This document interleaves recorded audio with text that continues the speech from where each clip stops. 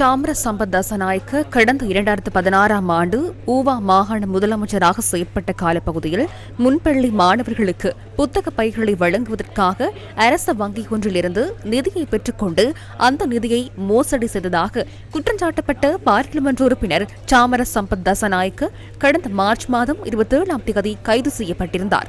இதனையடுத்து அவருக்கு எதிராக லஞ்ச ஊழல் விசாரணை ஆணைக்குழு கொழும்பு பிரதம நீதவான் நீதிமன்றத்தில் 3 வழக்குகளுடன் தொடர்புடைய விடயங்களை தெளிவுபடுத்தியதுடன் புத்தக பைகளை கொள்வனவு செய்வதற்காக அரச வங்கி ஒன்றிடம் முன்வைக்கப்பட்ட நிதி அனுசரணை கோரிக்கை நிராகரிக்கப்பட்டதால் மாகாண சபைக்கு சொந்தமான 6 நிலையான வைப்பு கணக்குகள் முதிர்ச்சி அடைவதற்கு முன்னர் அந்த வங்கியிலிருந்து அகற்றிக் கொண்டதன் மூலம் 173 லட்சம் ரூபாவிற்கு மேல் நட்டத்தை ஏற்படுத்தி குற்றச்சாட்டு சுமத்தப்பட்டுள்ளது. எவ்வாறாயினும் அப்போதைய அரசாங்கத்தின் சுற்று நிருபத்துக்கு அமையவே சாமர சம்பத் தசநாயக்க வங்கி கணக்குகளை முதிர்ச்சியடை செய்ததாக முன்னாள் ஜனாதிபதி கடந்த 10ஆம் தேதி கூறியிருந்தார்.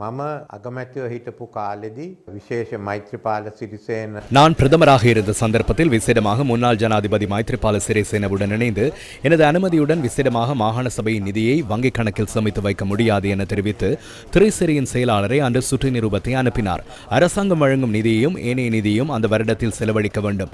அவ்வாறு இல்லையாயின் திரைசேரிக்கோ அல்லது மாகாண சபைக்கோ அல்லது நிதி அமைச்சுக்கோ அந்த நிதியை மீளவும் வழங்க வேண்டும். அந்த நிதியை சேமித்து கணக்கில் வைத்து அந்த நிதியை வேறு திட்டங்களுக்கு பயன்படுத்துவது சட்டவிரோதம் என்பதன் காரணமாகவே அந்த நடவடிக்கை எடுத்தோம்.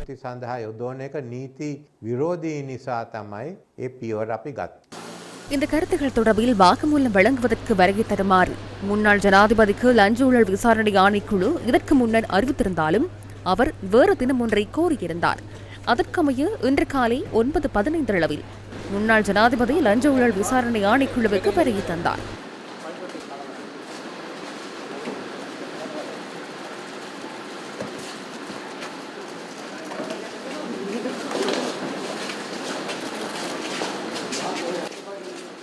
அவருடன் சில சட்டத்தரணிகளும் வருகை தந்ததாக எமது செய்தியாளர்கள் தெரிவித்தனர்.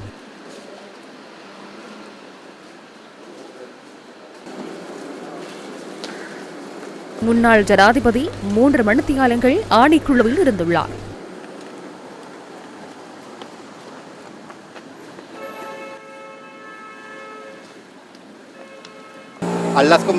லஞ்ச ஊழல் விசாரணை ஆணைக்குழுவின் அழைப்புக்கு அமைய இன்று வருகை தந்தோம்.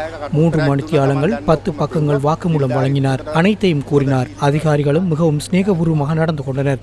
அந்த கதையை தற்போது முடிந்தது. தற்போது வீட்டுக்கு செல்கின்றோம். அது எனக்கு தெரியாது. ஊழல் தடுப்பு ஆணைக்குழு அழைத்தால் செல்ல வேண்டும் அல்லவா? செல்லாமல் இருக்க முடியாது. சட்டத்துக்கு தலை வணங்க வேண்டும். அரசாங்கம் வழங்கும் நிதியை செலவழிக்காமல் பலர் சேமிப்பு கணக்கில் வைத்துக் கொள்கின்றனர். அவ்வாறு செய்ய முடியாது என அதன் பின்னர் சட்டம் ஒன்று கொண்டு வரப்பட்டது. செலவழிக்கவில்லையாயின் நிதியை மீள திருப்பி செலுத்த வேண்டும் என கூறப்பட்டது. அது தொடர்பிலேயே தலைவர் வாக்குமூலம் வழங்கினார். ஆணைக்குழுவிலிருந்து வெளியேறிய முன்னாள் ஜனாதிபதி ரணில் விக்ரமசிங்க சட்டத்தரணிகள் சிலருடன் இணைந்து ஊடகங்களுக்கு கருத்து தெரிவித்தார்.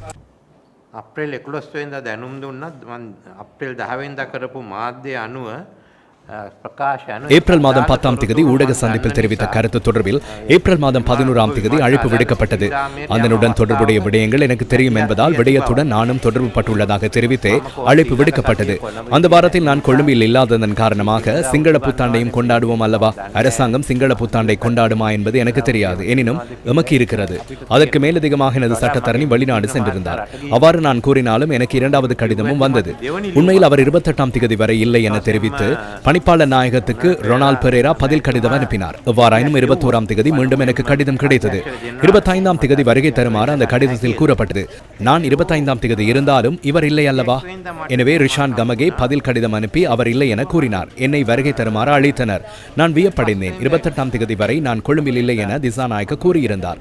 நான் அறிந்த 2 விடயங்களையும் கூறினேன். அதன் பின்னர் ஏப்ரல் மாதம் 21ஆம் தேதி வரை கொழும்பில் இல்லை என கூறியிருந்தாலும் 2 மற்றும் 23வது பிரிவின் 9ஆம் இலக்க ஊழல் ஒழிப்பு சட்டத்தின் 126 சரத்துக்கு அமைய நியாயமான காரணம் என்பதால் அது தொடர்பில் மேலதிக விசாரணைகளை முன்னெடுப்பதற்கு வருகை தருமாறு கூறினர். அந்த சட்டத்துக்கு அமைய நான் ஒரு சந்தேக நபர். குற்றம் ஒன்றை இழைத்திருக்கிறேன். எனவே சட்டத்தரணி அருகில் இருக்க வேண்டும் என கூறினேன். இல்லை என அவர்கள் கூறினர். நான் எழுதி கொடுத்தேன். அதன் பின்னர் 22ஆம் தேதி ரிஷான் கமகே தவிசாளர் இந்த வேலவுக்கு கடிதம் எழுதியிருந்தேன். 25ஆம் தேதி மீண்டும் கடிதம் ஒன்று கிடைத்தது. அந்த இடத்தில் தலையீடு செய்யவில்லை என கூறப்பட்டிருந்தது. அனாவசியமான முறையில் தலையீடு செய்துள்ளதாக கூறப்பட்டிருந்தது. குற்றவியல் விசாரணைகளுக்கு முகம் கொடுக்க வேண்டும் என்ற சந்தேகம் இருப்பதால் எனக்கு சட்டத்தரணி ஒருவர் வேண்டும் என கோரினேன். சட்டத்தரணி ஒருவர் தேவையில்லை என தெரிவித்தனர். எவ்வாறாயினும் இதனை போட்டே அன்றாடம் இங்கு மக்கள் அழைக்கப்படுகின்றனர். எனினும் நான் வருகை தரும்போது மாத்திரம் ஊடகங்களுக்கு தெரிவிக்கின்றீர்கள் என கூறினேன். அதற்கான காரணமும் எனக்கு தெரியாது. இங்குள்ள கடித பரிமாற்றங்கள் வெளியாட்களுக்கு காண்பிக்கப்படுகிறது. அதற்கும் எனது எதிர்ப்பை தெரிவித்தேன். யாருக்கு காண்பித்தீர்கள் என வினவினேன். ஏப்ரல் மாதம் 11ஆம் தேதி ஜனாதிபதி அன்ருகுமார் திசாநாயக்க மட்டக்களப்பில் தெரிவித்த கருத்தையும் சுட்டிக்காட்டினேன். 15ஆம் தேதி லஞ்ச ஊழல் ஆணைக்குழுவுக்கு அழைப்பு விடுக்கப்பட்டிருந்தது. லஞ்ச ஊழல் ஆணைக்குழுவினர் புத்தாண்டு கொண்டாடுவதாக கடிதம் எழுதப்பட்டுள்ளதை கண்டேன். எனவே அவர் அந்த கடிதத்தை பார்த்திருக்கிறார்.